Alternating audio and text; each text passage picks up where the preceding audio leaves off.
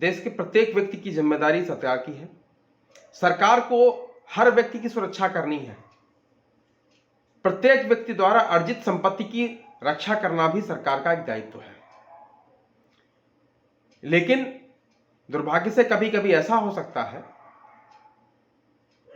कि व्यक्ति को उस संपत्ति की या अपनी खुद की निजी या अपने परिवार की, अपने परिवेश की, अपने आसपास के लोगों की सुरक्षा करने का दायित्व उस व्यक्ति के पास स्वयं आ जाए।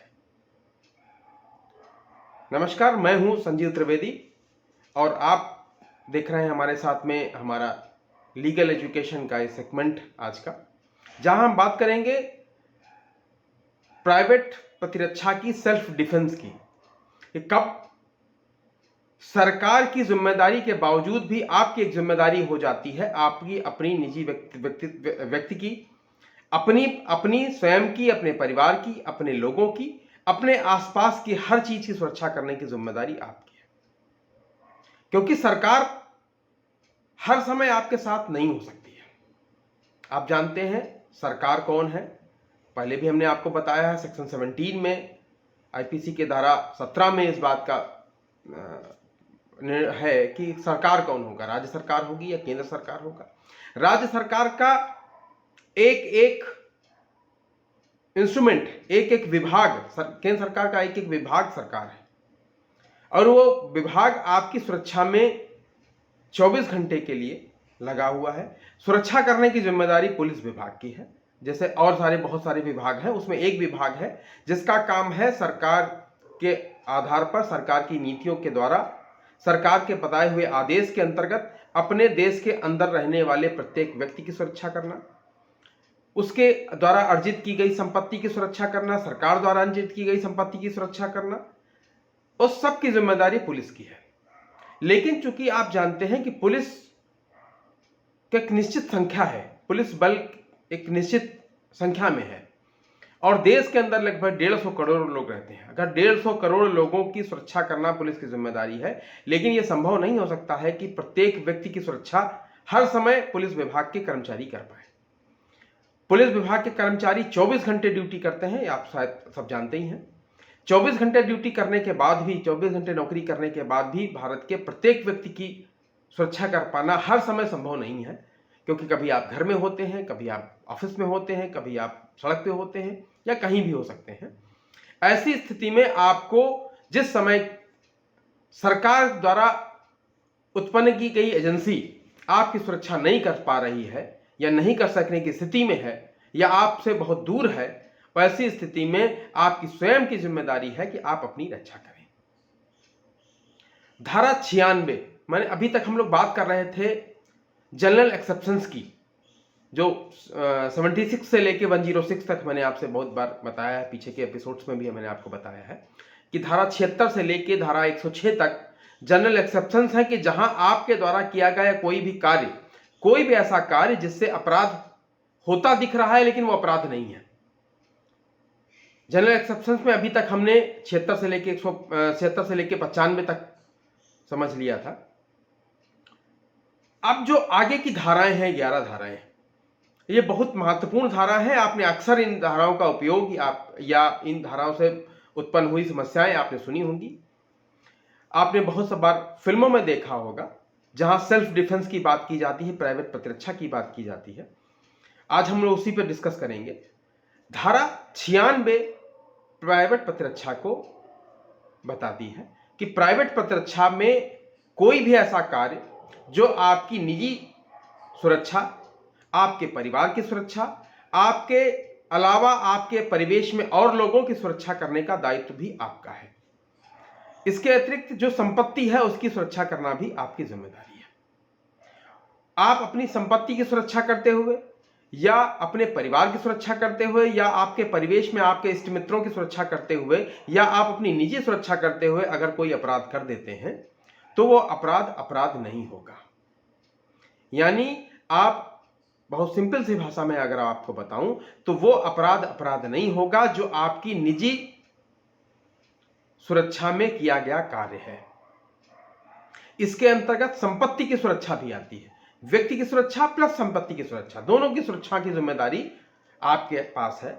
क्योंकि जिस समय आपके साथ कोई घटना घट रही है, उस समय सरकार की जो बनाई हुई एजेंसियां हैं वो आपके आसपास अगर नहीं है तो फिर दायित्व तो आपके पास है कि आप अपनी सुरक्षा की जिम्मेदारी स्वयं उठाएं।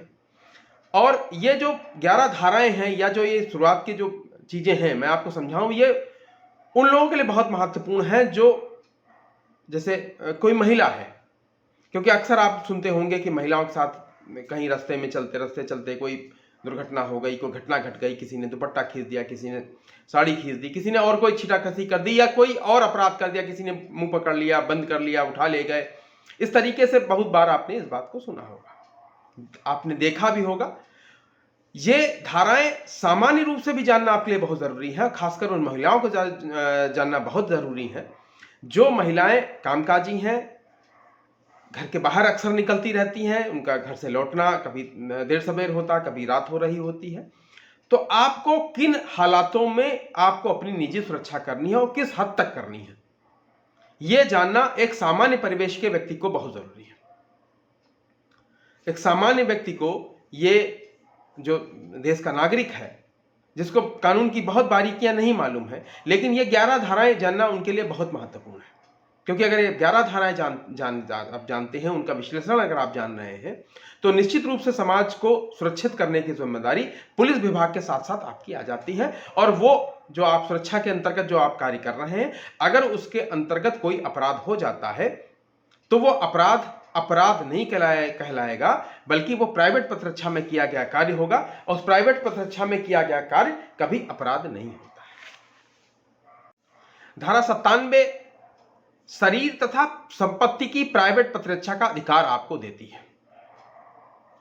इसकी एक कंडीशन है जो मैं आगे आपको जो धारा 99 है, 99 सेक्शन 99 में जो विश्लेषण है उसके, वो अपवाद को छोड़कर सेक्शन 99 में जो बातें कही गई हैं उन बातों को छोड़कर अगर कोई स्थिति ऐसी पैदा हो रही है तो उन स्थितियों में आपके द्वारा संपत्ति की सुरक्षा और आपकी निजी सुरक्षा दोनों का अधिकार आपको सरकार द्वारा, कानून द्वारा मिला हुआ है। अगर कोई व्यक्ति, ऐसी परिस्थितियां क्रिएट हो जाती है, मान लीजिए कोई व्यक्ति है, दूसरा व्यक्ति एक आदमी है और वो व्यक्ति आपके घर में या रास्ते चलते हुए आपको मारता है, तो उस आपको थप्पड़ मारता है, तो थप्पड़ मारने से आपको बचना है। बचने के लिए आप क्या करेंगे? आप रिटेलिएशन में उसके साथ अपराध कर सकते हैं, आप उसको मार सकते हैं, लेकिन यह मारने की एक लिमिट है। लिमिट क्या है मैं आपको समझा दे रहा हूं कि जैसे अगर उसने आपको थप्पड़ मारा है तो जो अपराध आपके साथ घटित हो रहा है उससे ज्यादा आप अपराध नहीं कर सकते। यानी अगर वो आपको थप्पड़ मार रहा है तो अधिकतम आप उसको वो थप्पड़ मार के प्रतिकार कर सकते हैं, अपने आप को सुरक्षित करने का प्रयास कर सकते हैं। अगर वो आपको चाकू मारने का प्रयास करता है और चाकू मारने से लगता है कि आपकी मृत्यु हो सकती है, तो उस लेवल तक या उससे नीचे का अपराध आप कर सकते हैं, उस नीचे से बचाव कर सकते हैं। अपराध नहीं होगा वो कार्य, मैंने कई बार आपसे कहा कि अपराध नहीं है, वो एक कार्य है जो आप अपनी निजी सुरक्षा में कर रहे हैं। अगर आपके घर में कोई आग लगा, संपत्ति की सुरक्षा की बात हो रही है, अगर आपके घर में कोई आग लगाता है, अगर आपके घर में कोई लूट करता है, अगर आपके घर में कोई चोरी करता है, अगर आपके घर में कोई जबरदस्ती घुसने का प्रयास करता है, ये कंडीशंस, या आपकी संपत्ति के साथ कोई तोड़फोड़ करता है, आपकी कार के साथ, आपकी मोटरसाइकिल के साथ, या आपके मकान के साथ आपकी कोई दीवार गिरा रहा है, कोई गेट गिरा रहा है, ऐसा अगर कोई अपराध कर रहा है तो वो अपराध से बचने के लिए आप उसको पीट सकते हैं, मार सकते हैं, लेकिन यह तब तक जब तक कि आप किसी सरकारी एजेंसी को बुला न पा रहे हो, किसी लोक सेवक का न बुला पा रहे हो। लोक सेवक की परिभाषा भी मैंने आपको सब बताई है आईपीसी के सेक्शन 21 में, आप पीछे जाएंगे हमारे पूर्वोक्त में आपको वो भी मिल जाएगा। 21 में आपको मैंने बताया कि लोक सेवक क्या होता है।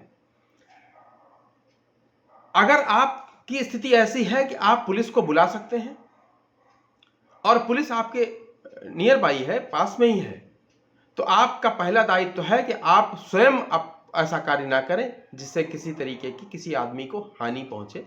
आप सीधे पुलिस को बुलाएंगे और पुलिस वो काम करेगी कि आपकी सुरक्षा का दायित्व चूंकि सरकार का है, सरकार की एजेंसी पुलिस है, तो पुलिस वो कार्य करेगी जिससे आप सुरक्षित रहें। ऐसा नहीं हो सकता है कि किसी आदमी ने आपको कहा कि मैं अभी आपके घर आऊंगा, आपको अभी मारूंगा आके,